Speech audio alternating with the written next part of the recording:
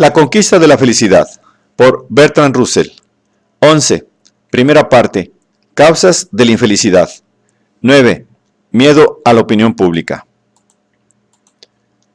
Muy pocas personas pueden ser felices sin que su modo de vida y su concepto del mundo sean aprobados, en términos generales, por las personas con las que mantienen relaciones sociales, y muy especialmente por las personas con que viven. Una peculiaridad de las comunidades modernas es que están divididas en sectores que difieren mucho en cuestiones de moral y creencias. Esta situación comenzó con la Reforma o tal vez en el Renacimiento y se ha ido acentuando desde entonces. Había protestantes y católicos que no solo tenían diferencias en asuntos de teología, sino en muchas cuestiones prácticas. Había aristócratas que se permitían hacer ciertas cosas que no eran toleradas entre la burguesía. Después hubo latitudinarios y librepensadores que no aceptaban la imposición de un culto religioso. En nuestros tiempos, y a todo lo ancho del continente europeo, existe una profunda división entre socialistas y no socialistas que no solo afecta a la política, sino a casi todos los aspectos de la vida. En los países de habla inglesa, las divisiones son muy numerosas. En algunos sectores se admira el arte y en otros se lo considera diabólico, sobre todo si es moderno. En ciertos sectores, la devoción al imperio es la virtud suprema, en otros se considera un vicio y en otros una estupidez. Para las personas convencionales, el adulterio es uno de los peores delitos, pero grandes sectores de la población lo considera excusable y hasta positivamente encomiable. El divorcio está absolutamente prohibido para los católicos, pero casi todos los no católicos lo consideran un alivio necesario del matrimonio. Debido a todas estas diferencias de criterio, una persona con ciertos gustos y convicciones puede verse rechazada como un paria cuando vive en un ambiente, aunque en otro ambiente será aceptada como un ser humano perfectamente normal. Así se origina una gran cantidad de infelicidad, sobre todo en los jóvenes. Un chico o una chica capta de algún modo las ideas que están en el aire, pero se encuentra con que esas ideas son anatema en el ambiente particular en que vive. Es fácil que a los jóvenes les parezca que el único entorno con el que están familiarizados es representativo del mundo entero. Les cuesta creer que en otro lugar o en otro ambiente, las opiniones que ellos no se atreven a expresar por miedo a que se les considere totalmente perversos, serán aceptadas como cosa normal de la época. Y de este modo, por ignorancia del mundo, se sufre mucha desgracia innecesaria, a veces solo en la juventud, pero muchas veces durante toda la vida. Este aislamiento no solo es una fuente de dolor, sino que además provoca un enorme gasto de energía en la innecesaria tarea de mantener la independencia mental frente a un entorno hostil. Y en el 99% de los casos ocasiona cierto reparo a seguir las ideas hasta sus conclusiones lógicas. Las hermanas Brontë nunca conocieron a nadie que congeniara con ellas hasta después de publicar sus libros. Esto no afectó a Emily, que tenía un temperamento heroico y grandilocuente, pero sí afectó a Charlotte, que, a pesar de su talento, siempre mantuvo una actitud muy similar a la de una institutriz. También Blake, como Emily Brontë, vivió en un aislamiento mental extremo, pero al igual que ella, poseía la grandeza suficiente para superar sus malos efectos, ya que jamás dudó de que él tenía razón y sus críticos se equivocaban. Su actitud hacia la opinión pública está expresada en estos versos. El único hombre que he conocido que no me hacía casi vomitar ha sido Fuseli. Era mitad turco y mitad judío. Así que, queridos amigos cristianos, ¿cómo os va? Pero no hay muchas personas cuya vida interior tenga este grado de fuerza. Casi todo el mundo necesita un entorno amistoso para ser feliz. La mayoría, por supuesto, se encuentra a gusto en el ambiente en que le ha tocado vivir. Han asimilado de jóvenes los prejuicios más en boga y se adaptan instintivamente a las creencias y costumbres que encuentran a su alrededor. Pero para una gran minoría, que incluye a prácticamente todos los que tienen algún mérito intelectual o artístico, esta actitud de aquiescencia es imposible. Una persona nacida, por ejemplo, en una pequeña aldea rural, se encontrará desde la infancia rodeada de hostilidad contra todo lo necesario para la excelencia mental. Si quiere leer libros serios, los demás niños se reirán de él y los maestros le dirán que esas obras pueden trastornarle. Si le interesa el arte, sus coetáneos le considerarán afeminado y sus mayores dirán que es inmoral. Si quiere seguir una profesión, por muy respetable que sea, que no haya sido común en el círculo al que pertenece, se le dice que está siendo presuntuoso y que lo que estuvo bien para su padre también debería estar bien para él. Si muestra alguna tendencia a criticar las creencias religiosas o las opiniones políticas de sus padres, es probable que se meta en graves apuros. Por todas estas razones, la adolescencia es una época de gran infelicidad para casi todos los chicos y chicas con talentos excepcionales. Para sus compañeros más vulgares puede ser una época de alegría y diversión, pero ellos quieren algo más serio que no pueden encontrar ni entre sus mayores ni entre sus coetáneos del entorno social concreto en que el azar les hizo nacer. Cuando estos jóvenes van a la universidad, es muy probable que encuentren almas gemelas y disfruten de unos años de gran felicidad. Si tienen suerte, al salir de la universidad pueden encontrar algún tipo de trabajo que les siga ofreciendo la oportunidad de elegir compañeros con gustos similares. Un hombre inteligente que viva en una ciudad tan grande como Londres o Nueva York casi siempre puede encontrar un entorno con el que congeniar en el que no sea necesario reprimirse ni portarse con hipocresía. Pero si su trabajo le obliga a vivir en una población pequeña y sobre todo si necesita conservar el respeto de la gente corriente, como ocurre por ejemplo con los médicos y abogados, puede verse obligado durante casi toda su vida a ocultar sus verdaderos gustos y convicciones a la mayoría de las personas con que trata a lo largo del día. Esta situación se da mucho en Estados Unidos, debido a la gran extensión del país. En los lugares más improbables, al norte, al sur, al este y al oeste, uno encuentra individuos solitarios que saben, gracias a los libros, que existen lugares en los que no estarían solos, pero que no tienen ninguna oportunidad de vivir en dichos lugares y solo muy de vez en cuando pueden hablar con alguien que piense como ellos. En esas circunstancias, la auténtica felicidad es imposible para los que no están hechos de una pasta tan extraordinaria como la de Blake y Emily Brontë. Si se quiere conseguir, hay que encontrar alguna manera de reducir o eludir la tiranía de la opinión pública y que permita a los miembros de la minoría inteligente conocerse unos a otros y disfrutar de la compañía mutua. En muchísimos casos, una timidez injustificada agrava el problema más de lo necesario. La opinión pública siempre es más tiránica con los que la temen obviamente que con los que se muestran indiferentes a ella. Los perros ladran más fuerte y están más dispuestos a morder a las personas que les tienen miedo que a los que los tratan con desprecio. Y el rebaño humano es muy parecido en este aspecto. Si se nota que les tienes miedo, les estás permitiendo una buena cacería. Pero si te muestras indiferente, empiezan a dudar de su propia fuerza y por tanto tienden a dejarte en paz. Desde luego, no estoy hablando de las formas extremas de disidencia. Si defiendes en Kennington las ideas que son convencionales en Rusia, o en Rusia las ideas convencionales en Kennington, tendrás que atenerte a las consecuencias.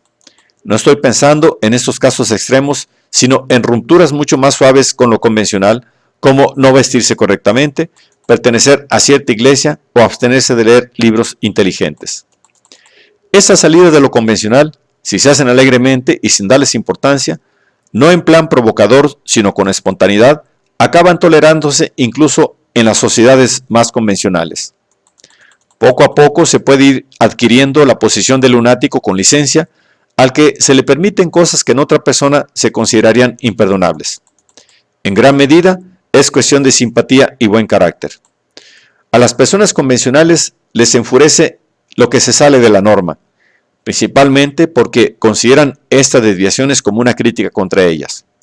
Pero perdonarán muchas excentricidades a quien se muestre tan jovial y amistoso que deje claro, hasta para los más idiotas, que no tiene intención de criticarlos. Sin embargo, este método de escapar a la censura es imposible para muchos, cuyos gustos u opiniones les granjean la antipatía del rebaño. Su falta de simpatía les hace sentirse a disgusto y adoptar una actitud beligerante, aunque guarden las apariencias o se las arreglen para evitar los temas espinosos.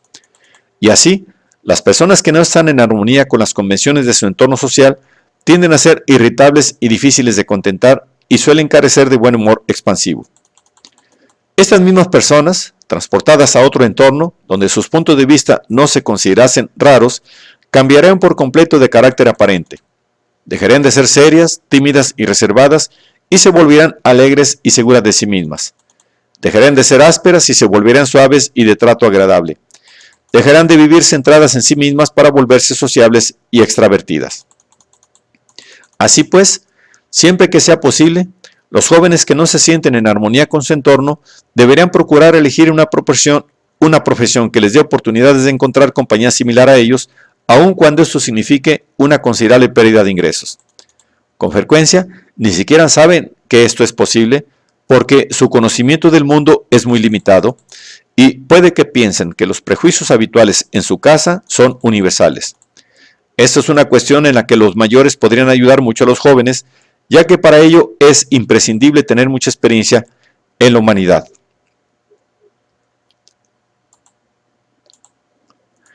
En esta época del psicoanálisis es habitual suponer que si algún joven no está en armonía con su entorno, tiene que deberse a algún trastorno psicológico. En mi opinión, esto es un completo error. Supongamos, por ejemplo, que los padres de un joven creen que la teoría de la evolución es abominable. En un caso así, solo se necesita inteligencia para discrepar de ellos. No estar en armonía con el propio entorno es una desgracia, de acuerdo, pero no siempre es una desgracia que haya que evitar a toda costa. Cuando el entorno es estúpido, lleno de prejuicios o cruel, no estar en armonía con él es un mérito. Y estas características se dan, en cierta medida, en casi todos los entornos. Galileo y Kepler tenían ideas peligrosas, como se dice en Japón, y lo mismo les ocurre a los hombres más inteligentes de nuestros tiempos. No conviene que el sentido social esté tan desarrollado que haga que hombres así teman la hostilidad social que podrían provocar sus opiniones. Lo deseable es encontrar maneras de conseguir que esa hostilidad sea lo más ligera e ineficaz posible. En el mundo moderno, la parte más importante de este problema surge en la juventud. Si un hombre ya está ejerciendo la profesión adecuada en el entorno adecuado, en la mayoría de los casos logrará escapar de la persecución social. Pero mientras sea joven y sus méritos no estén demostrados, se expone a estar a merced de ignorantes que se consideran capaces de juzgar en asuntos de los que no sabe nada y que se escandalizan si se les insinúa que una persona tan joven puede saber más que ellos con toda su experiencia del mundo. Muchas personas que han logrado al fin escapar de la tiranía de la ignorancia han tenido que luchar tanto y durante tanto tiempo contra la represión que al final acaban amargados y con la energía debilitada. Existe la cómoda idea de que el genio siempre logra abrirse camino. Y apoyándose en esta doctrina, mucha gente considera que la persecución del talento juvenil no puede hacer mucho daño, pero no existe base alguna para aceptar esa idea. Es como la teoría de que siempre se acaba descubriendo al asesino. Evidentemente, todos los asesinos que conocemos han sido descubiertos, pero ¿quién sabe cuántos más puede haber de los que no sabemos nada? De la misma manera, todos los hombres de genio de los que hemos oído hablar han triunfado sobre circunstancias adversas, pero no hay razones para suponer que no ha habido innumerables genios más malogrados en la juventud. Además, no solo es cuestión de genio, sino también de talento, que es igual de necesario para la comunidad. Y no solo es cuestión de salir a flote del modo que sea, sino de salir a flote sin quedar amargado y falto de energías. Por todas estas razones, no conviene ponerles muy duro el camino a los jóvenes. Si bien es deseable que los mayores muestren respeto a los deseos de los jóvenes, no es deseable que los jóvenes muestren respeto a los deseos de los viejos. Por una razón muy simple, porque se trata de la vida de los jóvenes, no de la vida de los viejos.